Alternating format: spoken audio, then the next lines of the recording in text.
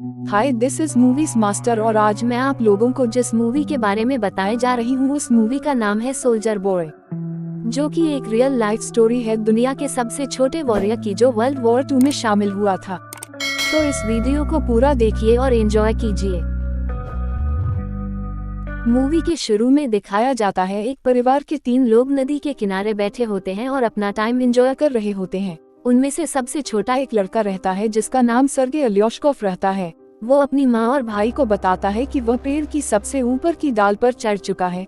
तभी अचानक German fighter jet उनके सिर के ऊपर उड़ने लगते हैं, तो उसकी माँ उस बच्चे को तुरंत नीचे आकर छुपने को कहती है, लेकिन वह 6 साल का छोटा बच्चा कहता है कि वह किसी से भी नहीं डरता और फिर वह अपनी गुलेल से उस जेट को मारता है और सरप्राइजिंगली वह उस जेट को मार देता है और वह जेट ब्लास्ट हो जाता है। मगर जब वह इधर उधर देखता है तो उसकी फैमिली उसके आसपास नहीं होती है। सर्गे डरकर अपने सपने से उठ जाता है और अपनी माँ को ढूंढने लगता है। तभी उसके दरवाजे पर कोई आता है और वह सोचता है कि वह उसकी माँ है, तो इसलिए दौड़कर दरवाजा खोलने जाता है, लेकिन वह उसके पड़ोस की एक औरत होती है जो घबराई हुई होती है। वह थैंक गॉड कहती है क्योंकि वह लड़का ठीक है और उसे बताती है कि उसके माँ और भाई को सोल्जर्स ने मार दिया है। उस छोटे बच्चे को कुछ समझ नहीं आता कि वह औरत क्या कह रही है, लेकिन वह औरत उसे बताती है कि जर्मन्स ने उन पर अटैक कर दिया है, इसलिए उसे भागना ही होगा। तभी कुछ सोल्जर्स उसके घर पहुंच जाते हैं, तो वह औरत सर्गे को खिड़की से भागने के लिए कहती है, लेकिन वह खुद नहीं भाग पाती और वे सोल्जर्स उसे गोली मार देते हैं।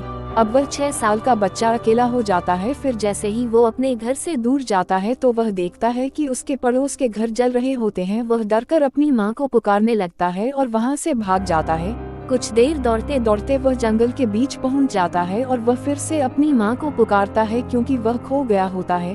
उस रात वह जंगल में ही रहता है। फिर अगली सुबह वह उठता है और एक नदी से पानी पीने लगता है, लेकिन तभी एनिमी सोल्जर्स उसकी तरफ आ रहे होते हैं, तो सर्गे उन्हें खतरा मानकर पेड़ की जड़ों के नीचे छुप जाता है। फिर तभी उसके पास एक सांप आ जाता है, लेकिन वह डर कर भागता नहीं और कोई आवाज भी नहीं निकालता है। सर्गे उस सांप से ज्यादा उन सोल्जर्स से डरता है। वे सोल्जर्स उस नदी के किनारे खाना खाते हैं और फिर वहाँ से चले जाते हैं। उसके बाद सर्गे उनका बचा खुचा खाना ही खा लेता है। वह दिन खत्म होते होते बहुत थक जाता है। उसने 2 दिन से कोई ढंग का खाना नहीं खाया है और वह बिना कोई रास्ता जाने बस चलता जा रहा है, इसलिए वह चलते चलते गिर भी जाता है, लेकिन वह रुकता नहीं। रास्ते में उसे कुछ जंगली बेरीज मिलती हैं, वह उन्हें खा लेता है, लेकिन तभी उसके पीछे एक धमाका होता है जिससे वह डर जाता है और उसे वहम होने लगता है कि कोई उसके पीछे आ रहा है।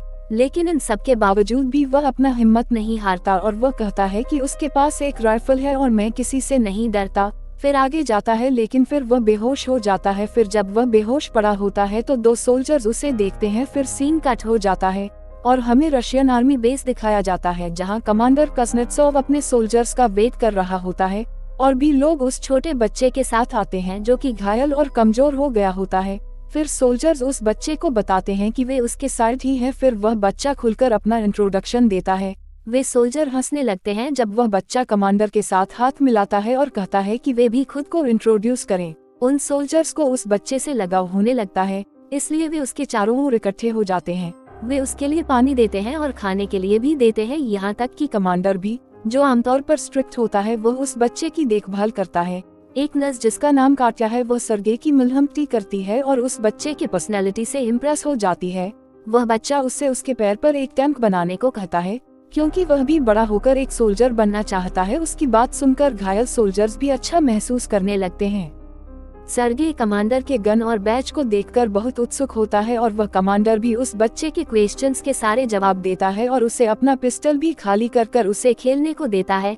फिर सर्गे कमांडर को उसके पेट पर बना हुआ टैंक दिखाता है और कहता है कि वह भी बड़ा होकर एक सोल्जर बनेगा।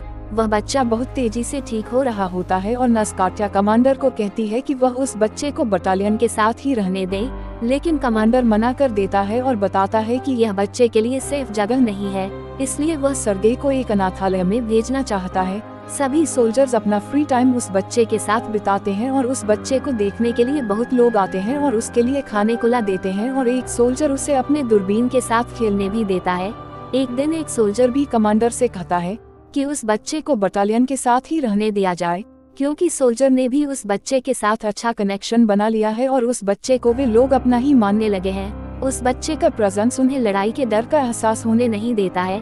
लेकिन कमांडर ने उस बच्चे को भेजना तय कर लिया था क्योंकि वह चाहते थे कि वह बच्चा सुरक्षित रहे।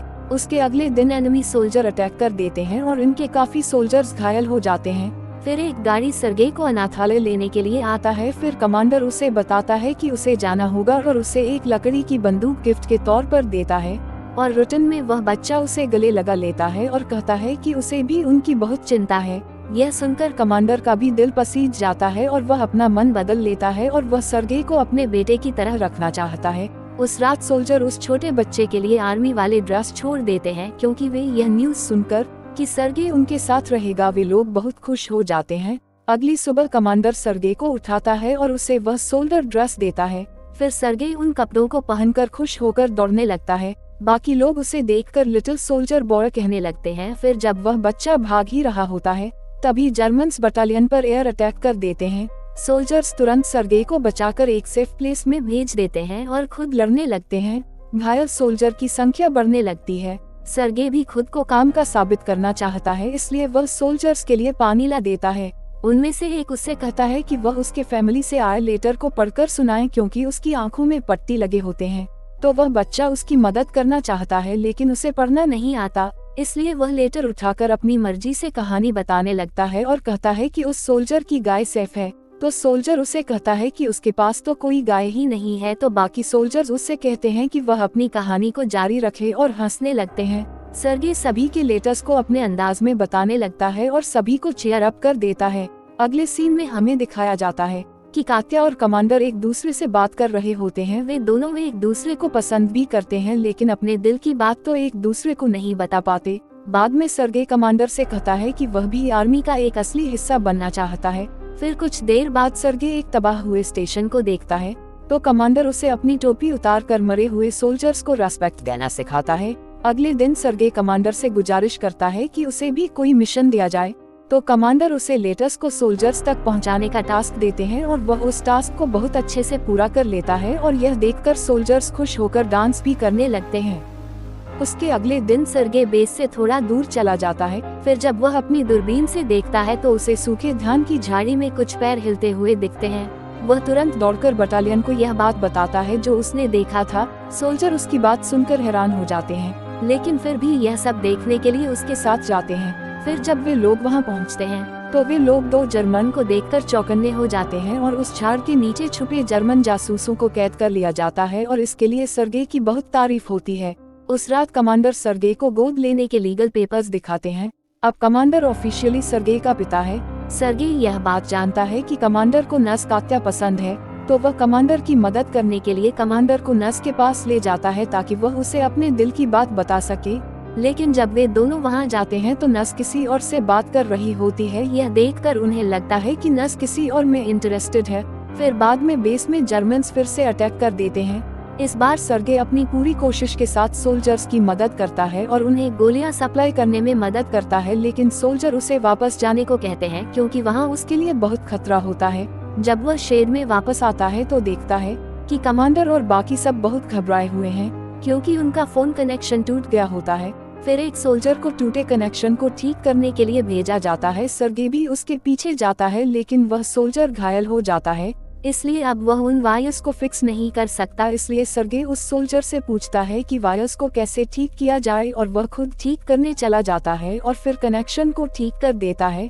फिर कॉल करके और सोल्जर्स को बुलाया जाता है। वह 6 साल का बच्चा सभी की जान बचा लेता है। फिर बाद में हमें दिखाया जाता है कि कमांडर और कात्या नदी के किनारे बात कर रहे होते हैं और आखिरकार कमांडर कात्या से अपने दिल की बात कह देता है और यह भी कहता है कि क्या वह सर्गे की मां बनेगी। कात्या यह सब सुनकर बहुत खुश हो जाती है लेकिन तभी अचानक एक दूसरा सोल्जर उनके पास आ जाता है और कमांडर को एक लेटर देता है जिसमें लिखा होता है कि उन्हें अब दूसरे बेस में भेजा जा रहा है। अगले दिन सोल्जर्स अपने नए बेस की ओर निकल जाते हैं और सर्गे भी उनके साथ चला जाता है।